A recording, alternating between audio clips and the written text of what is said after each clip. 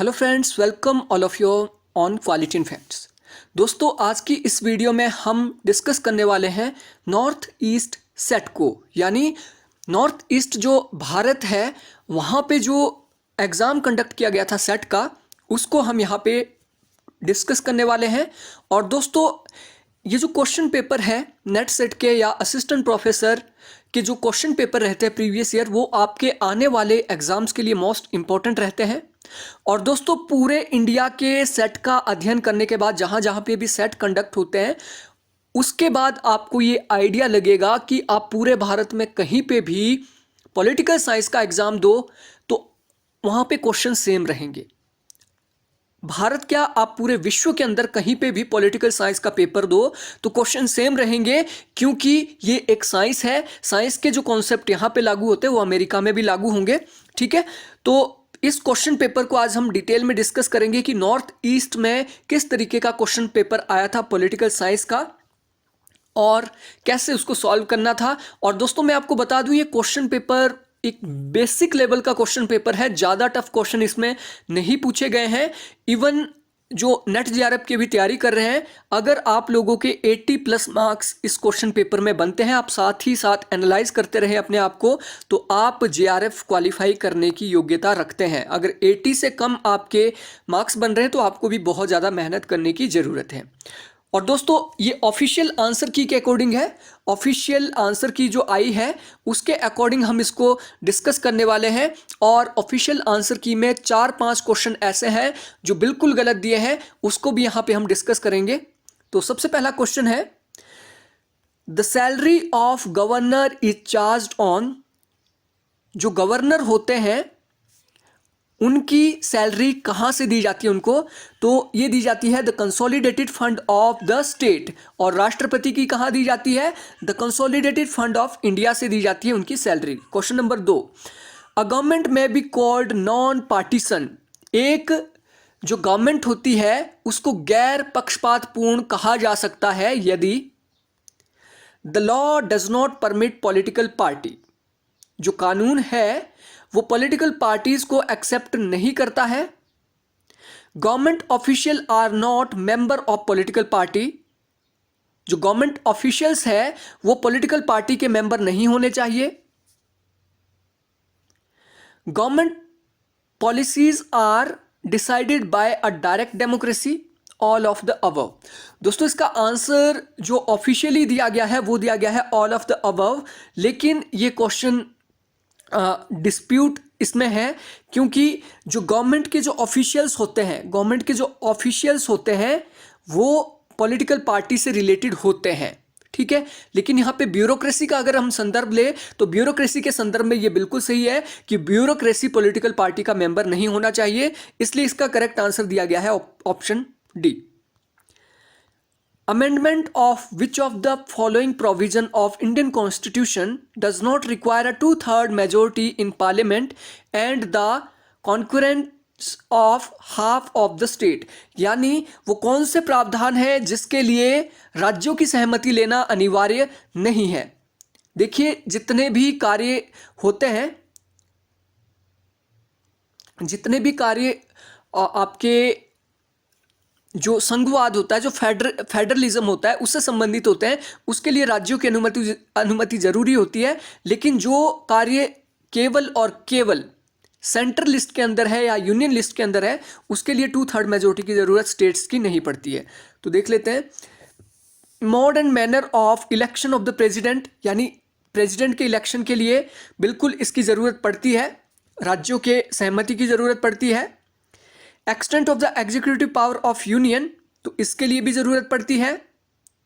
Provision relating to the citizen of India, तो जो citizenship है, सिटीजनशिप आर्टिकल 1 से लेकर 5 तक दी गई है, और सिटीजनशिप से रिलेटेड प्रावधान करने का एकमात्र अधिकार सेंटर के पास है, और इसके लिए राज्यों की सहमति की जरूरत नहीं पड़ती है। तो इसका करेक्ट आंसर है option C.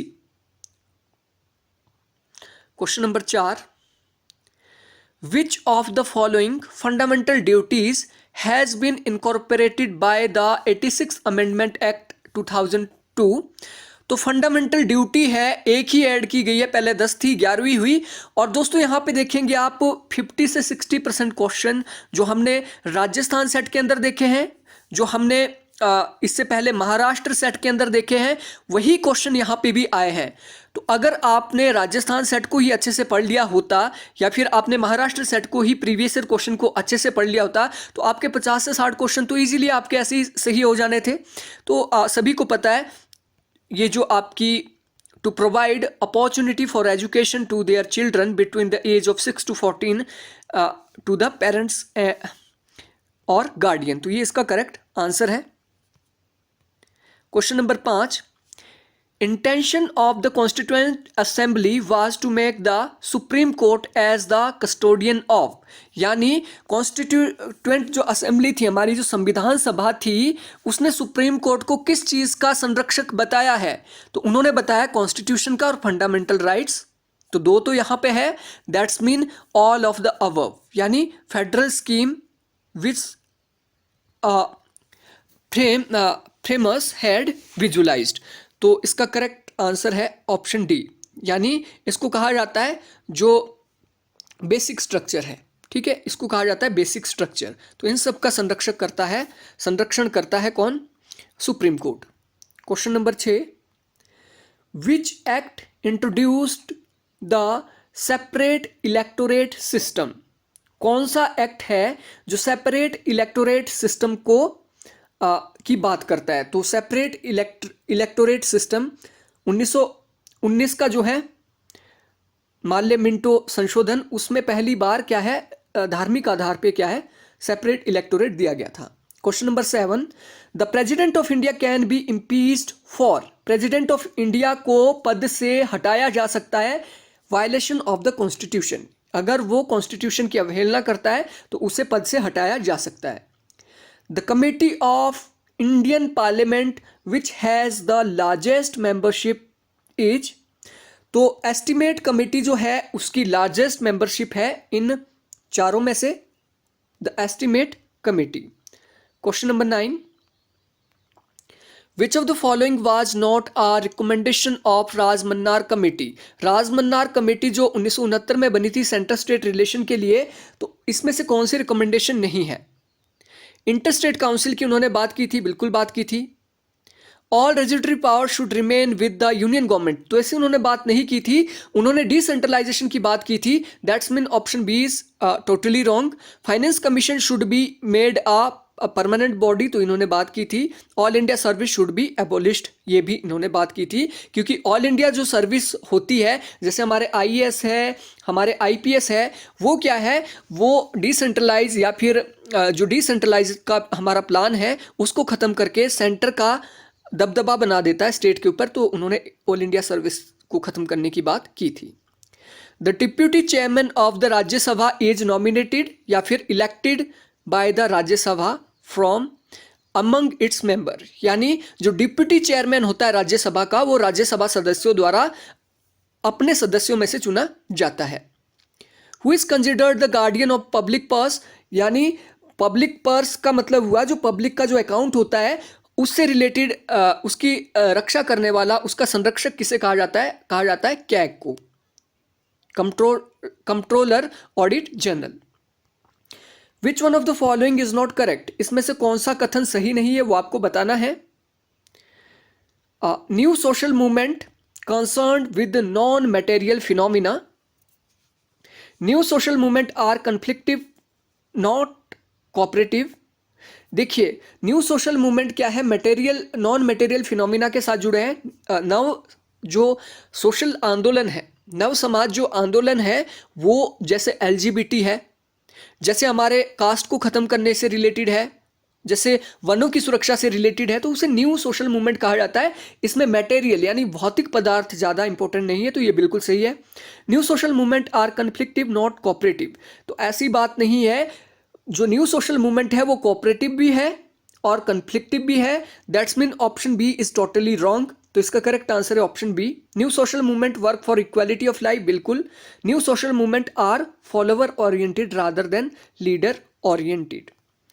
Question number 13, which of the following pair are correctly matched, इनमें से कौन सा पेयर है जो सही तरीके से मिलाया गया है? डिपेंडेंसी थ्योरी समीर आमीन, बिल्कुल सही है।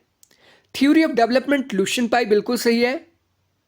Theory of alienation Karl Marx, ये भी बिल्कुल सही है। Theory of negative liberty John Rawls, बिल्कुल गलत है। पॉजिटिव लिबर्टी की बात की है जॉन रॉल्स ने, दैट्स मीन 1 2 3 करेक्ट मैच्ड है। Option D A 1 2 3 are correct. Question number 14, the word bureaucracy first coined by Vincent de Gournay ने, ऑप्शन डी करेक्ट आंसर है। और प्रीवियस क्वेश्चन से ही क्वेश्चन रिपीट हो रहे हैं सारे। Who appoint the interstate council in India, president of India अंतर्राज्यीय जो काउंसिल होती है उसे गठित करता है। Who describe Indian economy as bullock cart capitalism, यानी बैलगाड़ी जो अर्थशास्त्र है उससे इंडिया के कैपिटलिज्म को किसने कहा, इकोनॉमी को किसने कहा? ये कहा रुडोल्फ ने। Rajni Kothari's book politics in India is written on the basis of the methodology of, दोस्तों जितने भी क्वेश्चन हैं सारे के सारे रिपीट हुए हैं और मेरे जो वन लाइनर क्वेश्चन है वहां से 80% क्वेश्चन आए हैं। 5000 क्वेश्चन है और 5000 में से आपको 80% क्वेश्चन यहाँ पे देखने को मिलेंगे। तो ये है स्ट्रक्चरल फंक्शनलिज्म के आधार पर रजनी कोठारी ने इंडिया के बारे में लिखा है पॉलिटिक्स इन इंडिया में। Which of the former president of India was associated with the trade union, trade union के साथ कौन से राष्ट्रपति जुड़े थे? V V Giri. Again repeated question. Which state has no Panchayati Raj institution, तो नागालैंड के पास पंचायती राज इंस्टीट्यूशन नहीं है। Which one of the following is not correct about socialism, socialism के बारे में कौन सा कथन सही नहीं है? Socialism arose as reaction to the rise and development of capitalism, बिल्कुल सही बात है। सोशलिज्म क्या है? ये पूंजीवाद के विरोध में आया था। Socialism tries to establish and egalitarian society, बिल्कुल सही बात है। इगैलिटेरियन सोसाइटी स्थापित करने की कोशिश की सोशलिज्म ने। Socialism determine private ownership of the means of production, बिल्कुल गलत बात है। सोशलिज्म ने प्राइवेट ऑनरशिप की बात नहीं की बल्कि पब्लिक ऑनरशिप की बात की है। That's mean option C wrong है, तो इसका करेक्ट आंसर है option C. Option C is wrong. Question number 21, the power of supreme court of India to decide dispute between centre and state falls under, तो supreme court का centre और state के बीच जो विवाद होते हैं उसको हल करने के संबंध में ओरिजिनल ज्यूरिडिक्शन यानी प्रारंभिक क्षेत्राधिकार होता है। Which one of the following is the correct about name, non alignment movement के बारे में क्या सही है वो आपको बताना है। Panchsheel was the basis of name, बिल्कुल सही बात है। पंचशील का सिद्धांत नेम का आधार है। A significant development in name occurred in the Asia African conference in 1955, बिल्कुल ये आधार है नॉन अलाइनमेंट मूवमेंट का और यहीं से शुरुआत होती है नॉन अलाइनमेंट के आइडिया की। Non aligned country focused the support of self determination, national independence and sovereignty of state, बिल्कुल सही बात है। That's mean all of the above are right. Assertion और रीजन से क्वेश्चन है। असर्शन दिया गया है the term development administration was first used by U L Goswami an Indian civil servant, एक भारतीय सिविल सर्वेंट है उसने सबसे पहले डेवलपमेंट एडमिनिस्ट्रेशन शब्द यूज किया है, बिल्कुल सही है। रीजन देख लेते हैं। The development administration as an academic discipline emerged in the west in the beginning of 1960, बिल्कुल सही है। अब देखिए यूएल गोस्वामी के बारे में अगर यहाँ पे बात हो रही होती तो इसका करेक्ट रीजन भी होता। दैट्स मीन दोनों सही है, A and B both are right but correct explanation नहीं है, तो बी इसका करेक्ट आंसर है। Question number 24, Peter Drucker was of the view that concept of management is generic and it can not be confined in a particular business और profession. Reason दिया गया है according to Drucker the term management is derived from urban administration. अब यहाँ पे देखिए ये MBO की बात ऊपर हो रही है, मैनेजमेंट बाय ऑब्जेक्टिव, और यहाँ पे मैनेजमेंट के बारे में बता रहे हैं आपके पीटर ड्रकर, लेकिन नीचे क्या है, नीचे बताया गया है अर्बन एडमिनिस्ट्रेशन के बारे में। दैट्स मीन ए और बी दोनों सही है, लेकिन करेक्ट एक्सप्लेनेशन नहीं है, B is the right answer. Question number 25, the new public management is theoretically based on economic and private management. The new public management poses a threat to public interest and democratic governance. तो दोस्तों ये एक अपने आप में ये question एक disputable question है। इसको इसका जो करेक्ट आंसर दिया है वो ऑप्शन ए है, लेकिन इसका जो करेक्ट आंसर है वो आई थिंक बी होना चाहिए। Question number 26, answer the following question from the quotes given below. Classical theory of organization is based on formal principle. देखिए जो क्लासिकल थ्योरी है ऑर्गेनाइजेशन की, ये फॉर्मल प्रिंसिपल के ऊपर आधारित है। बिल्कुल सही बात है, ये फॉर्मल प्रिंसिपल के ऊपर आधारित है। क्लासिकलिस्ट लैक्ड बिहेवियरल एनालिसिस। अब देखिए यहाँ पे बिल्कुल सही बात की गई है, classical theory of organization is based on formal principle. अगर रीजन में बात की गई होती कि फॉर्मल प्रिंसिपल के ऊपर वो क्यों बेस है, तो इसका करेक्ट आंसर ए होना चाहिए था, लेकिन नीचे बात की गई है बिहेवियरल एनालिसिस की, तो इसका करेक्ट आंसर भी होगा option B. Question number 27, which of the following is not correct about Mahatma Gandhi. Mahatma Gandhi में के बारे में कौन सा तथ्य सही नहीं है। Political activity of man is closely associated with other activity of man. बिल्कुल सही बात है। That government is the best which govern list. ये भी बिल्कुल सही है कि वो सरकार सबसे अच्छी है जो कम से कम शासन करे। Poverty is the worst form of violence. जो गरीबी है वो हिंसा का सबसे घृणित रूप है।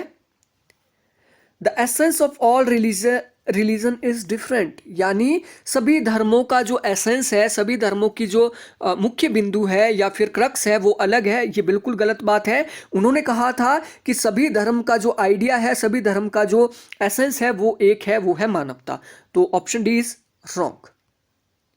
इसका करेक्ट आंसर ऑप्शन डी है। Which one of the following is not a feature of Kautilyan state. Kautilya के स्टेट के बारे में कौन सा कथन सही नहीं है, कौन सा फीचर सही नहीं है। The kingdom is presided over by the king around the revolve all power. The king's power are not absolute.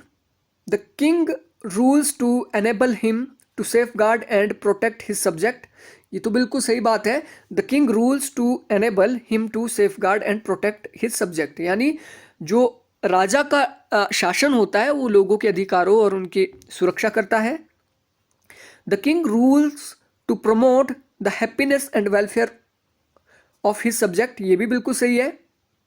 अब यहाँ पे बनता है जो the king power are not absolute. ये इसका करेक्ट आंसर है option B. Question number 29, which one of the following is not a feature of neo liberalism. Neo liberalism का इनमें से कौन सा सिद्धांत नहीं है, वो आपको बताना है। Not a feature of neo liberalism. To reduce public expenditure for special service. यानी जो पब्लिक एक्सपेंडिचर है वो सोशल सर्विस के लिए कम करना चाहता है, तो ये तो फीचर है। अब देखिए यहां पे क्या है, यहां पे बोला गया है कि कौन सा फीचर सही नहीं है न्यू लिबरलिज्म के बारे में। To reduce public expenditure for social service, यानी सोशल सर्विस के लिए क्या है, राज्य को एक्सपेंडिचर कम कर देना चाहिए। बिल्कुल सही बात है, और ये एनजीओ को देखना चाहिए। ठीक है। दूसरा है, सॉरी,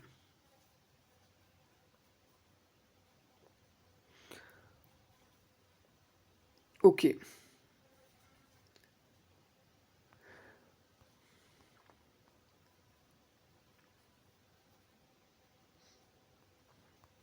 तो यहाँ पे हम क्वेश्चन नंबर 29 पे थे। तो पहला तो बिल्कुल गलत है, सॉरी सही है। दूसरा, to allow market forces to act as self regulatory mechanism, ये भी बिल्कुल सही बात है। उन्होंने मार्केट को क्या है, सेल्फ रेगुलेटरी मैकेनिज्म के तौर पे बताया था। तीसरा, to change perception of public and community good to individual and individual responsibility, ये भी बिल्कुल सही है। दैट्स मीन सभी सही है, लेकिन यहाँ पे पूछा है कि कौन सा गलत है, लेकिन यहाँ पे तो सारे सही है। दैट्स मीन ये क्वेश्चन ही रॉन्ग है, ये क्वेश्चन ही रॉन्ग है, और इसको आपको चैलेंज करना चाहिए, क्योंकि ये सारे क्या है, ये लिबरलिज्म के फीचर है, ये सारे के सारे नियो लिबरलिज्म के फीचर है। तो ये क्वेश्चन का आंसर रॉन्ग दिया है। क्वेश्चन नंबर 30, यहाँ पे लिस्ट 1 को लिस्ट 2 के साथ आपने मिलाना है, और जितने भी यहाँ पे मैच करने वाले क्वेश्चन है इतने इजी है। अगर आपको एक का भी आंसर आता है तो सारे आप आंसर दे पाओगे। ऑलमोस्ट 20 क्वेश्चन ऐसे हैं जो आप डायरेक्टली उनका आंसर दे सकते हैं। तो देख लेते हैं पहला question. The human organisation book दी है, ये किसने लिखी है? इनमें से एक भी अगर आपको आती है तो आप इसका आंसर दे सकते हैं। General principle of administration, Henry Fayol, यानी सी का एक। तो सी का एक देखिए सिर्फ यहां पे है, दैट्स मीन आप सिर्फ एक बुक से इसका आंसर निकाल सकते हैं। तो जनरल प्रिंसिपल एडमिनिस्ट्रेशन के साथ हेनरी फ्योल जुड़े हुए हैं। नेक्स्ट देखिए यहाँ पे लिस्ट 1 लिस्ट 2 के साथ यहाँ पे मैच करना है। आपको एक भी आता है तो भी आप आंसर दे पाओगे। सॉरी, देखिए new public administration, new public administration के साथ जुड़े हैं Dwight Waldo. Science of public administration, comparative public administration and principal of public administration. तो यहां पे देख लिए एक का एक सिर्फ यहां पे है, तो ए का एक यानी न्यू पब्लिक एडमिनिस्ट्रेशन। अगर आपको एक ही आता है फिर भी आप इसका करेक्ट आंसर दे सकते हो। बी का 3 है, देखिए बी का 3 साइंस ऑफ पब्लिक एडमिनिस्ट्रेशन, और सी का 2 है comparative public administration Robert Dahl, और principle of public administration Willoughby. Question number 32, theories of rights और एक्सपोनेंट, यानी किसने कौन सा सिद्धांत दिया है अधिकारों का? तो idealistic theory of rights, legal theory of right, theory of prescriptive rights and theory of natural rights. देखिए नेचुरल राइट्स तो सभी को पता है, ठीक है। अगर दूसरा पता भी नहीं है, नेचुरल राइट्स तो जॉन लॉक ने दिया है, तो डी का 2 होना चाहिए। डी का 2 सिर्फ यहां पे है, that's mean option B is right. तो देखिए कितना सिंपल यहां पे पूछा गया है। Bureaucracy according to Max Weber is superior to any other form of organisation, यानी ब्यूरोक्रेसी सभी प्रकार के ऑर्गेनाइजेशन से सर्वश्रेष्ठ है। मैक्स वेबर ने कहा किन कारणों की वजह से? तो देख लीजिए, क्योंकि इसके अंदर स्टेबिलिटी होती है, प्रिसीजन होता है, डिसिप्लिन होता है और रिलायबिलिटी होती है। That's mean option B is right. Question number 34, the theory of scientific management lay stress upon, जो साइंटिफिक मैनेजमेंट है वो किसके ऊपर बल देता है? स्पेशलाइजेशन के ऊपर, टेक्निकल कॉम्पिटेंस के ऊपर, रैशनैलिटी के ऊपर, प्रोडक्टिविटी, यानी सारे इसके सही आंसर हो गए। ये सभी सही ऑप्शन है, तो option D is right. Who among the following coin POSDCORB से रिलेटेड कौन है? तो ये क्वेश्चन लगभग हर एग्जाम में आया है, गुलिक पोस्ट कॉर्प से रिलेटेड है। असर्शन और रीजन से क्वेश्चन है। Lokpal retains supervisory control over central bureau of investigation, यानी सीबीआई के ऊपर लोकपाल क्या है? एक प्रकार से सुपरविजनरी कंट्रोल रखता है। बिल्कुल ये पावर इसे दी गई है, बिल्कुल सही है। Lokpal has 2 wings, inquiry wings and prosecution wings, ये भी बिल्कुल सही बात है।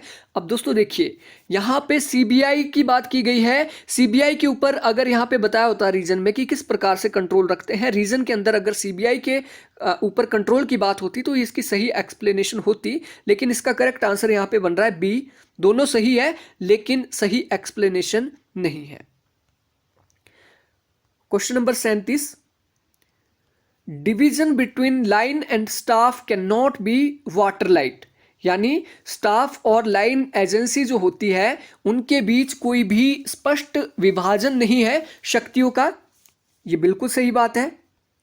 Authority is more a matter of influence rather than a command. अब देखिए, नीचे बात हो रही है कमांड की और ऊपर बात हो रही है स्टाफ और लाइन की। हालांकि दोनों सही है लेकिन सही एक्सप्लेनेशन नहीं है। That's mean B is right. Examine assertion and reason. Next question, the central information commission is composed of chief information commissioner and not more than 10 information commission. बिल्कुल सही बात है। जो सेंटर का इंफॉर्मेशन कमीशन है उसमें अध्यक्ष समेत 10 से ज्यादा मेंबर नहीं होंगे। रीजन के अंदर दिया गया है, right to information amendment act came into force in 2019। अब देखिए, यहां पे बात की जा रही है अमेंडमेंट की और यहां पे बात की जा रही है कमीशन की। अगर यहां पे बोला होता कि 10 से ज्यादा क्यों नहीं होंगे तो इसका सही रीजन होना था। हालांकि दोनों सही है। That's mean B is right. Question number 39, Fuel was the first writer to plead for administrative training of all employee at all level। बिल्कुल सही बात है। ये अपर लेवल जो एडमिनिस्ट्रेशन है, मैनेजमेंट का जो एडमिनिस्ट्रेशन उससे रिलेटेड है और ट्रेनिंग की बात इन्होंने की है। Administrative ability can not be developed through technical knowledge alone.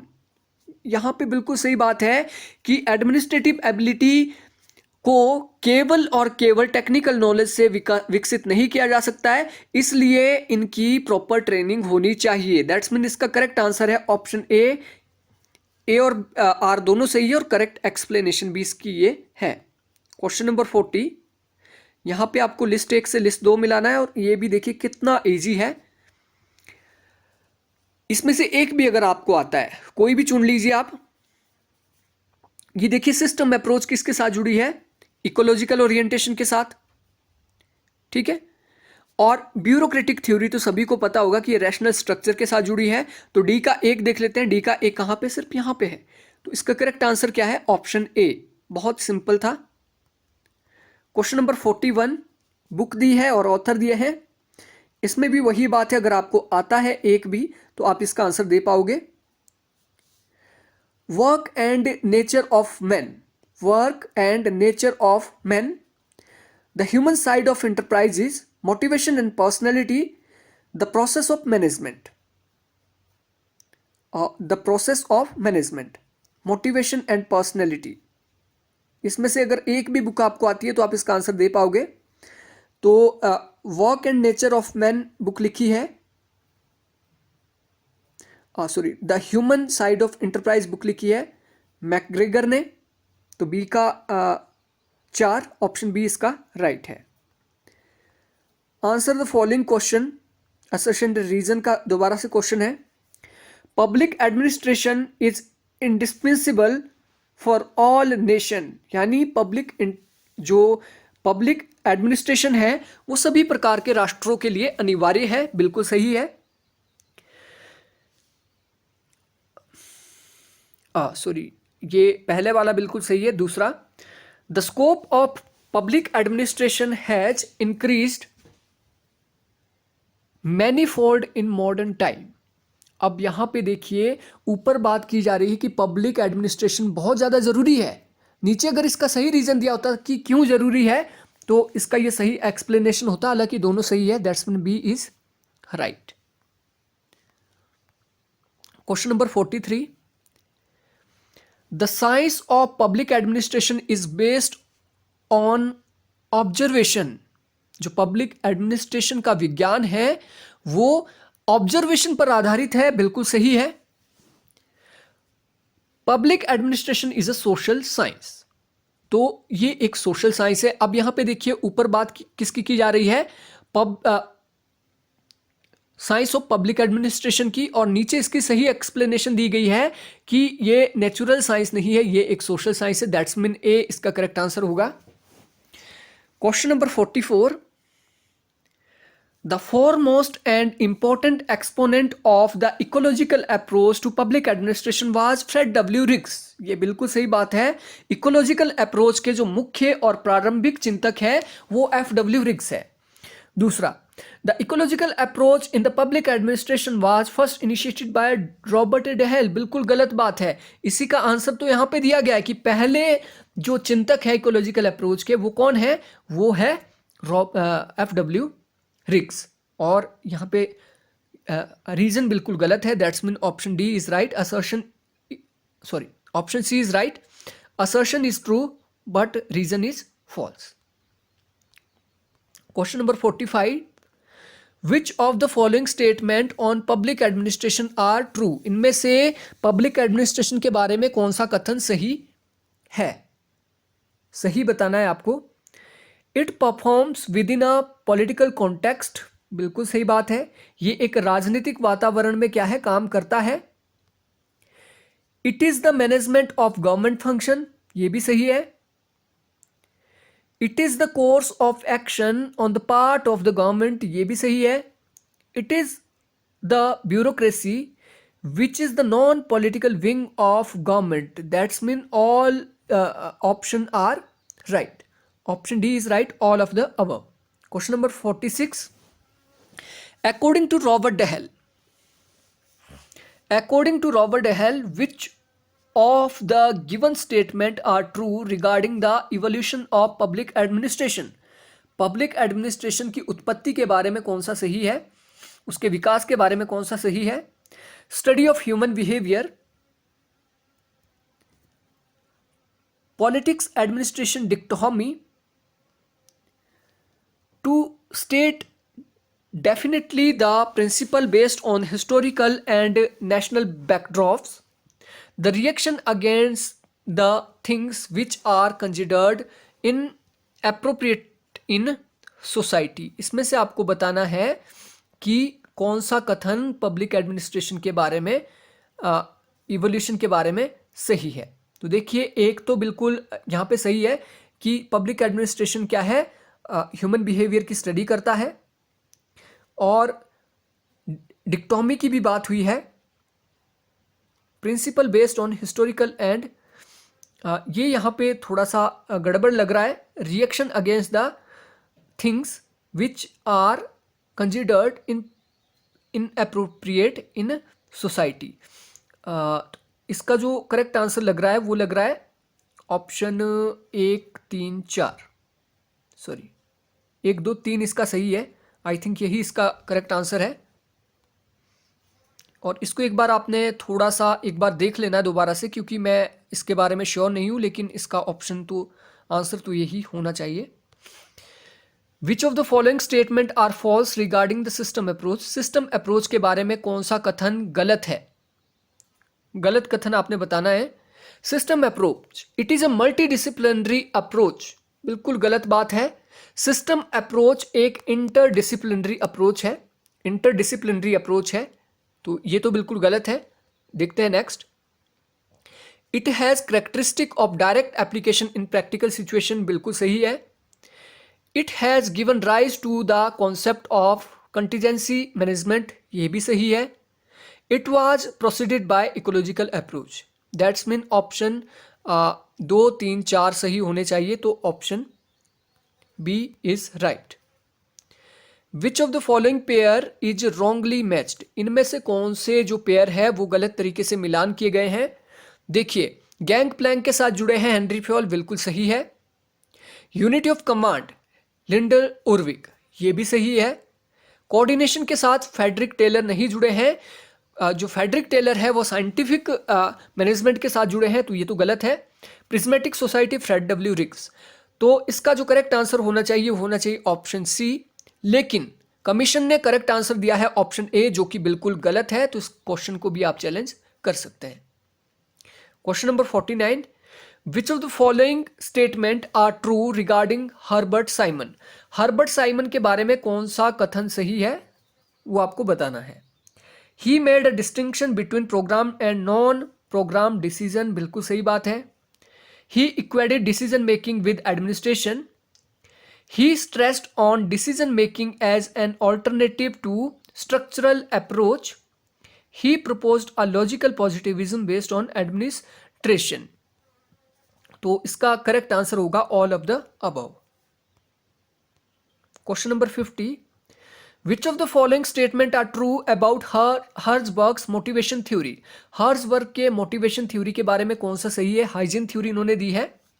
It emphasise only higher order of need, it has limited applicability, it suggested job enrichment to deal with motivational problem, it is stated that financial incentive can not motivate behaviour. तो इसका जो correct answer है वो आएगा all of the above.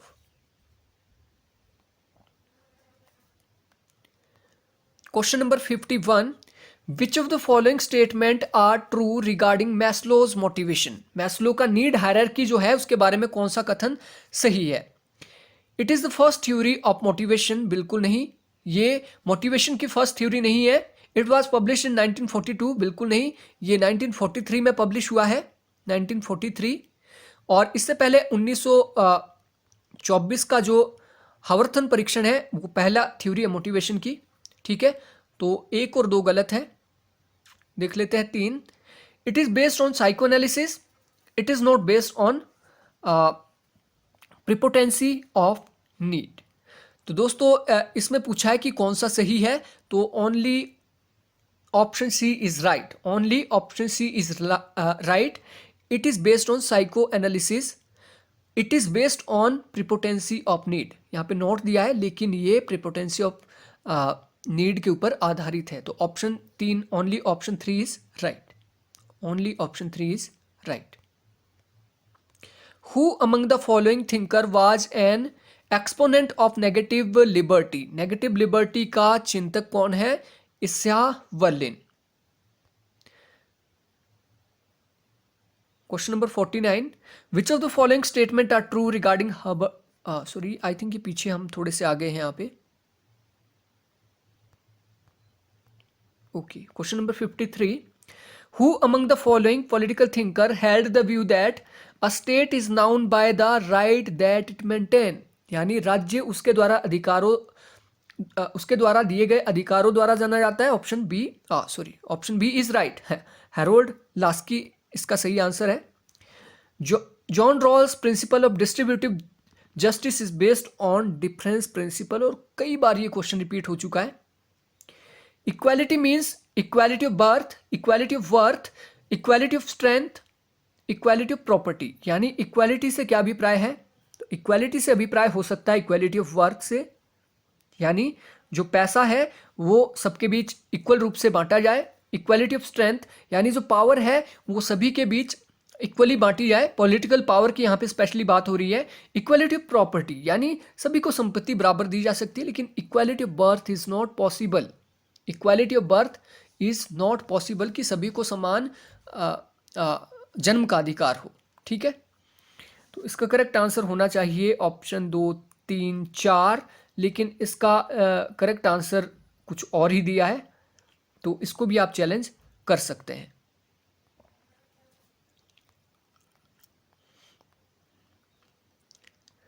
List A proponent दिए हैं और list B में कॉन्सेप्ट दिए हैं, तो इसको मैच कर लेते हैं एक बार।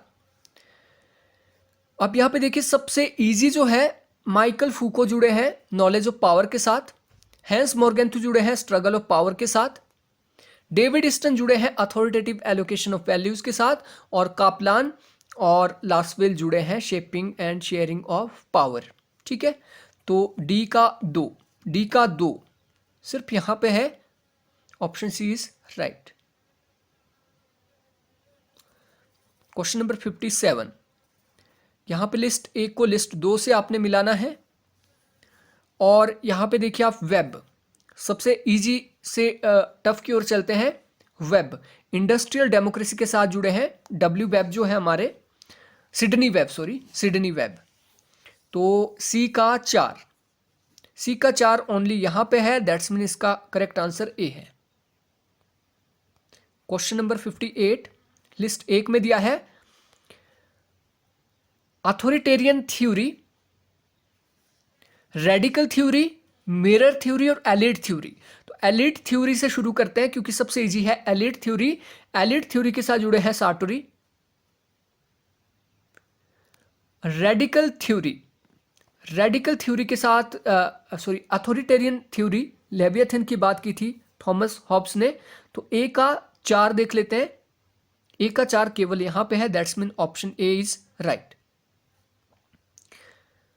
Assertion, the liberal feminist are usually reformist. जो लिबरल थिंकर थी वो मुख्य रूप से संशोधनवादी थी। उन्हें क्या है, रिफॉर्म करना था सोसाइटी के अंदर। बिल्कुल सही है। The liberalism is based on the fact that individuals are equal. Liberalism इस तथ्य के ऊपर आधारित है कि इंडिविजुअल जो है वो क्या होता है, इंडिविजुअल इक्वल होते हैं। तो इसका करेक्ट आंसर, क्योंकि रिफॉर्म ये इसीलिए करना चाहते थे क्योंकि इन्होंने माना कि सभी जो इंडिविजुअल है वो इक्वल होते हैं, इसलिए उन्हें इक्वल राइट्स देने चाहिए, इसलिए उन्हें इक्वल पॉलिटिकल इकोनॉमिक राइट्स मिलने चाहिए। इसका करेक्ट आंसर ऑप्शन ए होना चाहिए, लेकिन कमीशन ने बी इसका करेक्ट आंसर दिया, जो कि गलत है। इसको आप चैलेंज कर सकते हैं। Question number 60, answer the following question from the quotes given below.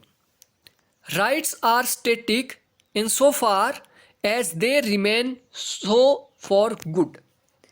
जो राइट्स होते हैं, जो अधिकार होते हैं, वो स्टैटिक होते हैं, ये बिल्कुल गलत है। जो राइट्स होते हैं वो डायनेमिक होते हैं, सिचुएशन के अनुसार वो बदलते रहते हैं, परिस्थितियों के अनुसार वो बदलते रहते हैं। तो option A is wrong. Reason देख लेते हैं। Rights have a content change in them. तो आर तो बिल्कुल सही है, that's mean A wrong. Assertion is wrong, reason is true.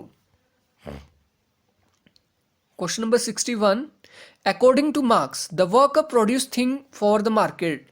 Marks के अनुसार जो मजदूर होते हैं वो मार्केट के लिए पूंजी उगाते हैं। ठीक है। रीजन दिया गया है the worker can only sell their labour. बिल्कुल सही बात है। जो वर्कर है वो प्रोड्यूस करते हैं चीज़ों को मार्केट के लिए, वो केवल अपनी लेबर के द्वारा ही इसको प्रोड्यूस करते हैं। तो इसका जो करेक्ट आंसर बनता है वो बनता है option A. Question number 62, power is the ability to influence other. Power जो है वो दूसरों को इन्फ्लुएंस करने की एबिलिटी है। बिल्कुल सही है। Authority is the right to influence other. देखिए ऊपर पावर की बात की जा रही है, नीचे अथॉरिटी की बात की जा रही है। हालांकि दोनों सही है, लेकिन करेक्ट रीजन नहीं है, तो option B is right. Question number 63, assertion दिया गया है अथॉरिटी इज लेजिटिमेट पावर। बिल्कुल सही बात है। अथॉरिटी लेजिटिमेट पावर होती है, पावर इज लेजिटिमेट फोर्स। देखिए ऊपर अथॉरिटी की बात हो रही है, नीचे पावर की बात हो रही है। हालांकि दोनों सही है, तो यहाँ पे ऑप्शन बी होगा। इसका रीजन ये सही नहीं है। Question number 64, according to fascism the state is viewed as servant of the nation conceived in highly naturalistic term. तो फासिज्म में सर्वेंट तो कभी भी स्टेट नहीं होता है, तो ए तो इसका नहीं हो सकता। 2, the fundamental unit of history and politics is not the state but the race. ये भी गलत है। फासिज्म हिस्ट्री को बहुत ज्यादा इंपॉर्टेंस देते हैं, तो ये भी गलत है।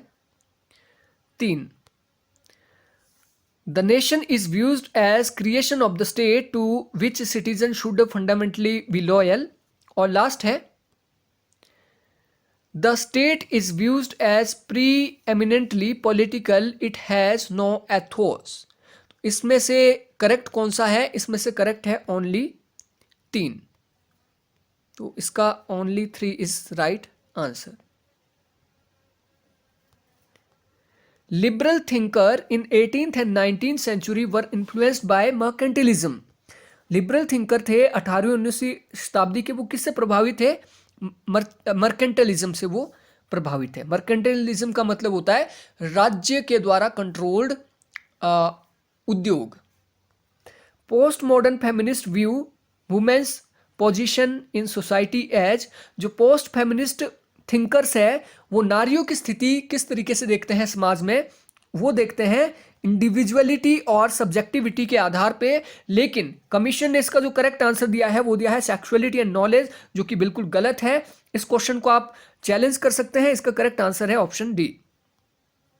Question number 67, Fabian socialism was brain child of. Fabian socialism जो है वो किसके द्वारा दिया गया, वो दिया गया है सिडनी एंड बेट्राइस वेब द्वारा। तो ऑप्शन डी इसका करेक्ट आंसर है। Question number 68, conservative new rights is concern with public morality in regard to. ये जो कंजर्वेटिव न्यू राइट्स होते हैं ये किस पब्लिक पॉलिसी को रिगार्ड करते हैं या पब्लिक मॉरलिटी को रिगार्ड करते हैं? Family values, fear and insecurity, fundamental value of humanism, a desire to reassert the moral foundation of politics. तो इसका करेक्ट आंसर है a desire to reassert the moral foundation of politics. Question number 69, the information technology has made staff agency indispensable, यानी IT ने staff agency को indispensable यानी बहुत जरूरी बना दिया है। Staff agency assist the line agency in decision making. तो यहाँ पे ए भी सही है, बी भी सही है, लेकिन करेक्ट रीजन नहीं है, क्योंकि अगर टेक्नोलॉजी की बात यहाँ हुई होती तो इसका सही रीजन होना था। That's mean option B is right. Question number 70, which of the following are the feature of new public administration. New public administration के फीचर कौन से हैं? ये डी ब्यूरोक्रेटाइजेशन की बात करता है, बिल्कुल सही है। Decentralisation and process of administration, बिल्कुल सही है। डेमोक्रेटिक डिसीजन मेकिंग की बात करता है, क्लाइंट एडमिनिस्ट्रेशन की बात करता है। दैट्स मीन 1 2 3 4 सभी सही है। लिस्ट 1 को लिस्ट 2 के साथ आपने मिलाना है। जैसे समीर अमीन जुड़े हैं अनइक्वल डेवलपमेंट के साथ, तो सी का 4 यहां पे भी है, यहां पे भी है। वी आई लेनिन जुड़े हैं imperialism the highest stage of capitalism, यानी डी का 3 सिर्फ यहां पे है। That's mean option B is right. Question number 72, examine the assertion and reason. तो देख लेते हैं। Reservation of seats for women in Panchayati Raj bodies will pave the way of their political empowerment, यानी पंचायती राज के अंदर जो रिजर्वेशन दी गई है महिलाओं को, वो उनके विकास के मार्ग को प्रशस्त करेगी, बिल्कुल सही है। रीजन देखते हैं। Empowerment of women is essential for the achievement of democracy and development, बिल्कुल सही बात है। पंचायती राज में इसीलिए तो दिया गया है उन्हें आरक्षण, ताकि वो अपनी स्थिति को मजबूत कर पाए। दैट्स मीन असर्शन भी ठीक है और रीजन भी ठीक है और इसकी सही व्याख्या भी है। इसका करेक्ट आंसर होना चाहिए ऑप्शन ए, लेकिन इसका दिया गया है ऑप्शन बी, जो कि बिल्कुल गलत है। इस क्वेश्चन को भी आप चैलेंज कर सकते हैं। इसका करेक्ट आंसर बी दिया है, जो कि गलत है। इसका सही ए होना चाहिए। Question number 73, consider the following statement. The official language problem was one of the issue which the Indian leader confronted after independence। बिल्कुल सही बात है। ऑफिशियल लैंग्वेज का एक ऐसा मुद्दा था जिसका सामना करना पड़ा आफ्टर इंडिपेंडेंस नेताओं को। Option B, the demands for linguistic reorganisation of state was one of the problem which the Indian leader confronted after independence. ये भी सही बात है। भाषा के आधार पर पुनर्गठन का मुद्दा, इससे भी रूबरू होना पड़ा। The status of minority language within the reorganised state was one of the linguistic issue which the Indian leader confronted. The problem of how to classify the language in India was one of the language issue Indian leader confronted. ये बिल्कुल गलत है। Option 3 बिल्कुल सही है। अब देखिए, classify करना लैंग्वेज को, ये कोई बड़ा मुद्दा नहीं था। क्लासिफाई बहुत पहले कर दिया था कि ये कॉन्स्टिट्यूशन के 8th शेड्यूल के अंदर कौन कौन सी लैंग्वेज है वो ऑलरेडी क्लासिफाई कर दी है। तो ये नहीं है। 1 2 3 सही होगा इसका, A B C. Question number 74, which of the following is not a characteristic of a regional party. Regional party की कौन सी विशेषता नहीं है? एक, it generally operate within a specific state of region. बिल्कुल सही बात है, रीजनल पार्टी किसी स्पेसिफिक रीजन में ही फंक्शन करती है। कौन सी नहीं है वो आपको बतानी है। Its main aim is to capture power at the central level. जो रीजनल पार्टी है वो रीजनल लेवल पे ही पावर अटेन करेगी, that's mean option B is wrong. तो इसका करेक्ट आंसर है option B. Option B wrong है इसका, that's mean option B is right. Which approach is associated with the name of Amartya Sen. Amartya Sen किस सिद्धांत के साथ या फिर किस अप्रोच के साथ जुड़े हैं? तो यह है एंटाइटलमेंट अप्रोच। नॉजिक और अमर्त्य सेन ये दोनों जुड़े हैं किसके साथ? एंटाइटलमेंट अप्रोच के साथ।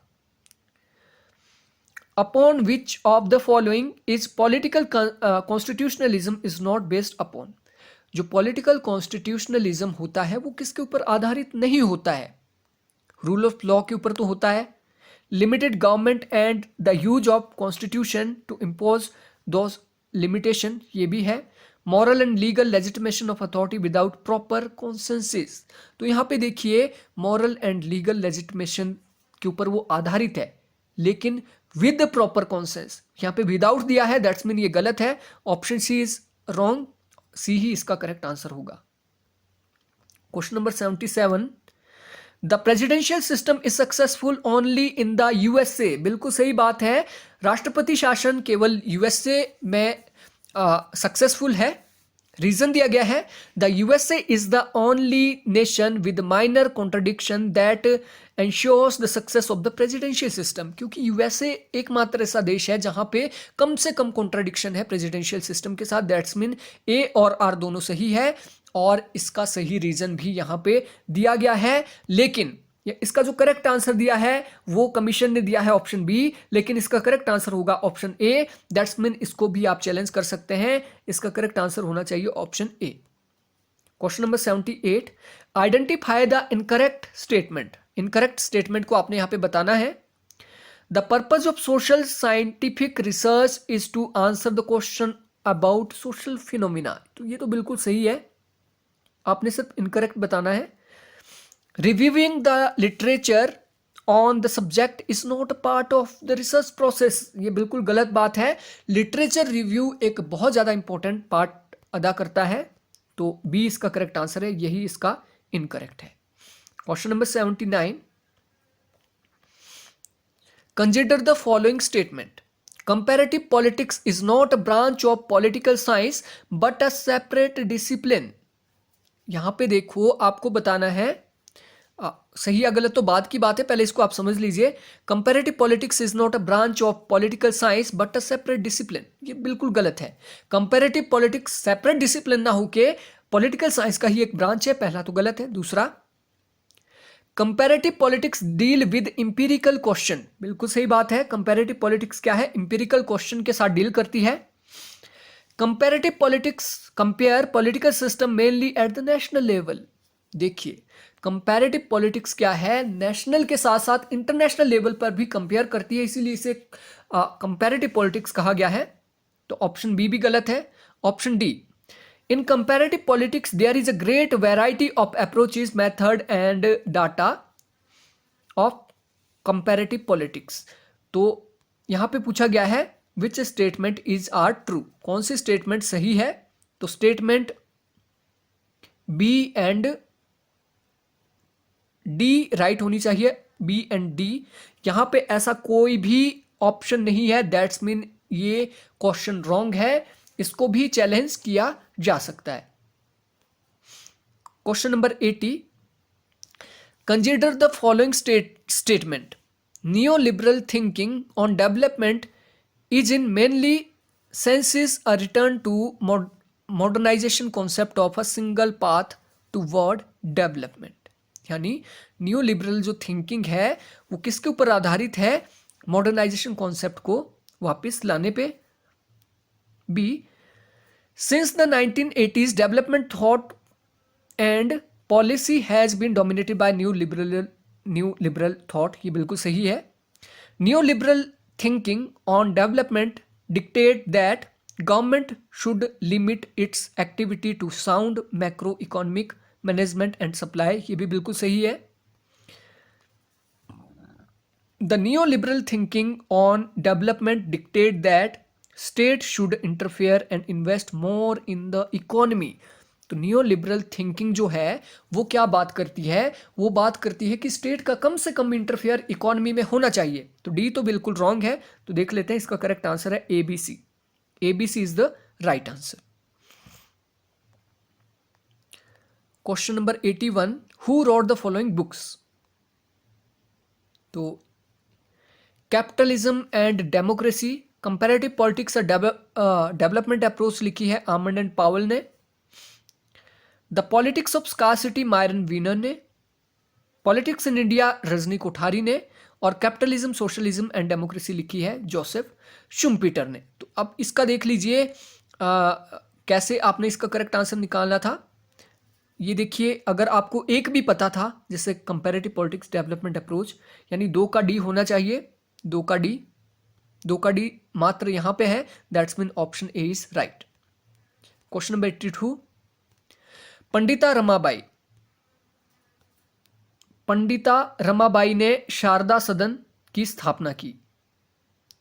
Savarkar, theory of religion. तो यहां पे देखिए, अगर आपको एक भी पता था, ए का 4 सिर्फ यहां पे है. That's mean option A is right.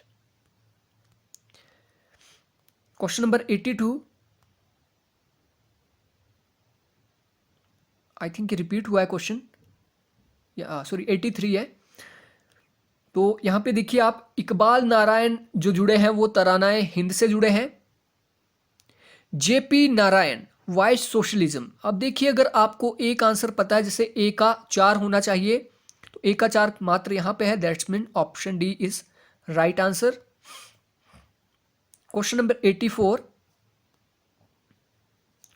Congress of the League of Oppressed People. Congress of the League of Oppressed People, Ferdinand T Brooks, Karachi session of Congress, Jabalpur riots. तो Congress League of Oppressed People ये हुआ था 1962 में. ए का 2. तो इसका करेक्ट आंसर है option A. Question number 85, list 1 को लिस्ट 2 से आपने मिलाना है. कौटिल्या जुड़े हैं सप्तांग थ्योरी से. बहुत इजी है, अगर आप एक का आंसर दे पाते हो तो आप के लिए इजी हो जाता है. लेकिन यहाँ पे थोड़ा टफ है. यहाँ पे 1 का 2 3 जगह दिया है. ठीक है. बुद्धा जुड़े हैं दिव्य वंदना के साथ.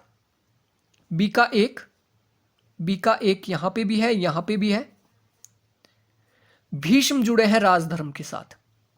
सी का 4 सिर्फ यहां पे है. That's mean option D is right answer. Option D is right answer. Question number 86, यहां पे भी सेम वही है, तो इसको भी देख लेते हैं. राजधर्मन प्रवक्ष्यामि मनु संहिता का ये एक पार्ट है.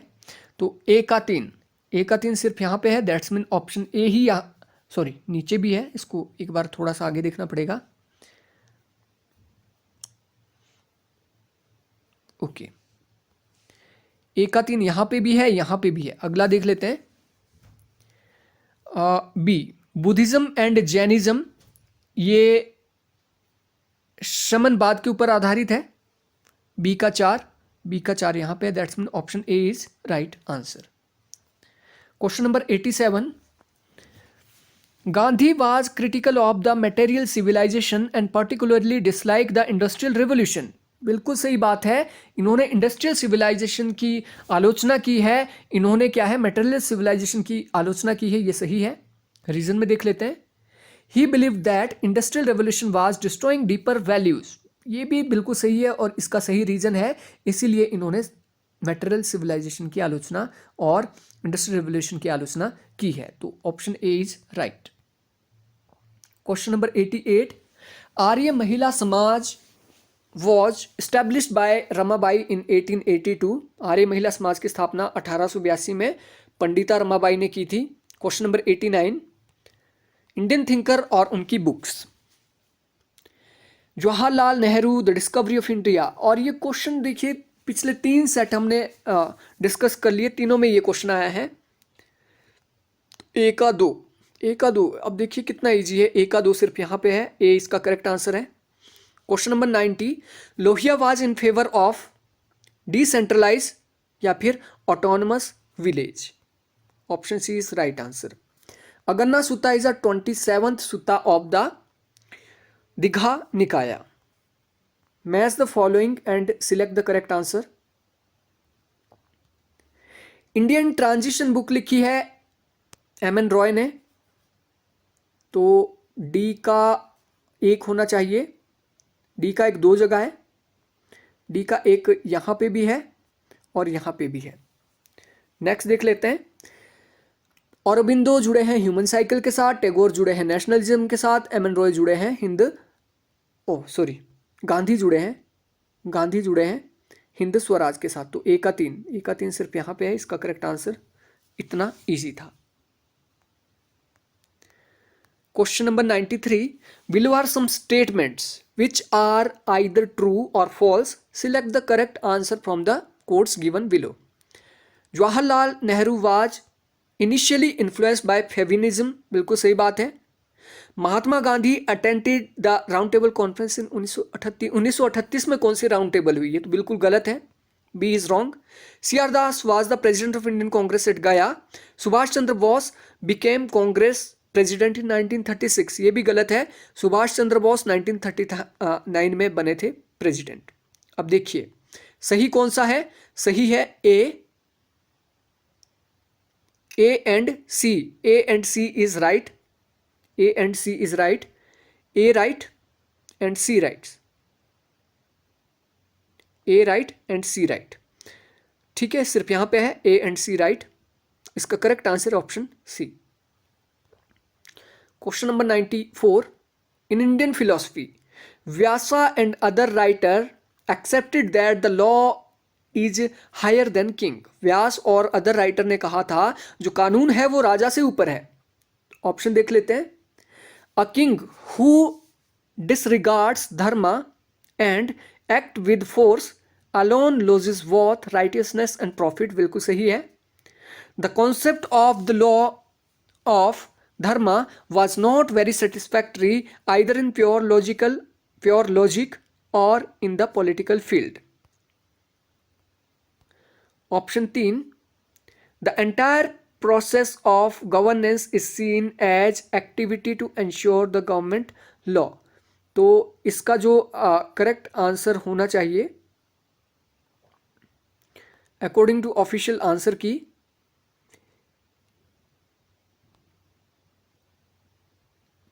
1 और 2 होना चाहिए। ऑफिशियल आंसर की में ये दिया है इसका option A. Question number 95, consider the following statement.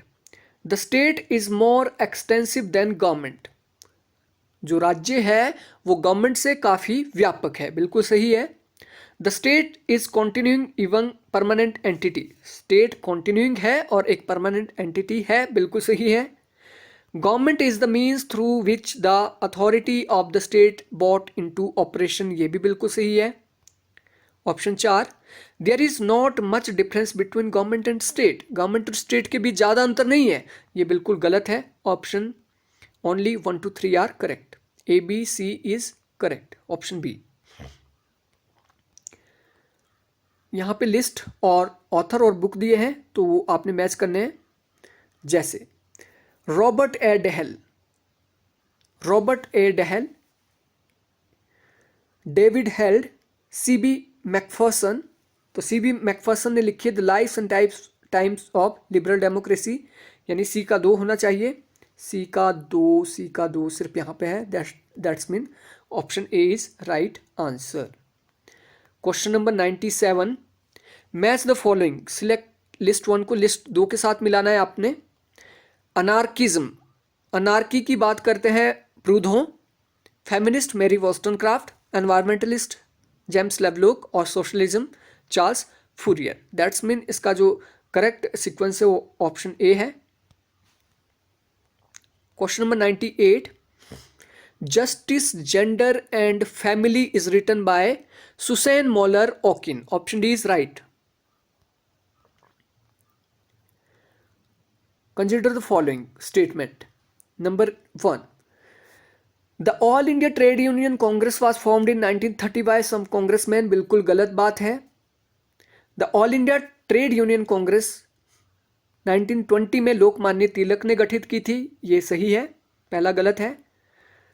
The Chaman Lal was associated with the AITUC its formative stage. बिल्कुल सही है, ये भी बी और C right. D, the AITUC was formed by CPI 1925। बिल्कुल गलत है। That's mean option B and C is right only. Option B and C is right. Option A is right. Question number 100. Consider the following statement. The ecological approach to the study of public administration sees public bureaucracy as a social institution. बिल्कुल सही है। The ecological approach determine how an administrative system operates in practice. यानी ecological approach कहता है कि इससे हमें पता लगता है कि एडमिनिस्ट्रेटिव सिस्टम किस तरीके से प्रैक्टिस करता है। To Fredericks, administrative institutions are shaped and conditioned by their social, cultural and political environment. बिल्कुल सही है। Which of the following statement are true? That's mean option B is right. A, B, C यानी तीनों यहाँ पे statement बिल्कुल सही है। तो दोस्तों ये था नॉर्थ ईस्ट सेट का पेपर। इसमें काफ़ी जो आंसर है वो कमीशन ने रोंग दिए हैं और आई होप आपके लिए ये क्वेश्चन पेपर यूजफुल रहा होगा। अगर आप कंप्लीट कॉन्सेप्चुअल और फैक्चुअल कोर्स मेरा ज्वाइन करना चाहते हैं जिसमें 100% सिलेबस को कवर किया गया है तो उसे आप डिस्क्रिप्शन में दिए गए लिंक से ज्वाइन कर सकते हैं। आप नोट्स भी डाउनलोड कर सकते हैं। Thank you, thanks for watching.